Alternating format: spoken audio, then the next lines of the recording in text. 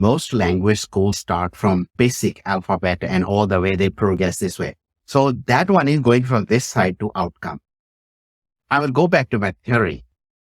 There are certain principles that's always going to help. Let's flip it around. Let's start from the outcome. What do you really want to achieve? Your outcome statement may be that you want to be able to go to a Greek restaurant and able to order something. That's the outcome.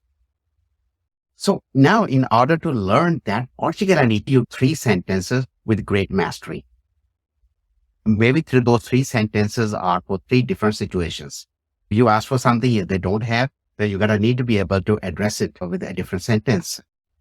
When you set that outcome, how do you get the mastery in those 3 sentences? So now your focus is shifted from alphabet or sentence construction to the outcome. The human mind works that way. Human minds need a greed. It needs a sort of an anticipation. I'm going to get this if I do this. So the moment you start with the outcome, then if I am able to communicate these 3 sentences with the restaurant people, I'm going to get the food. I will feel happy about that. But when you start with the alphabet and syntax, mind does not get that reward. Best way to look for that outcome is how other people are doing it. So you're going to need to watch who are speaking those 3 ideal sentences. So that way you kind of get away from syntax, but you focus on outcome. That also means to learn something faster, you need to have ecosystem. Ecosystem is very important where your peers, your colleagues have to be those people who are somehow using that language in some form.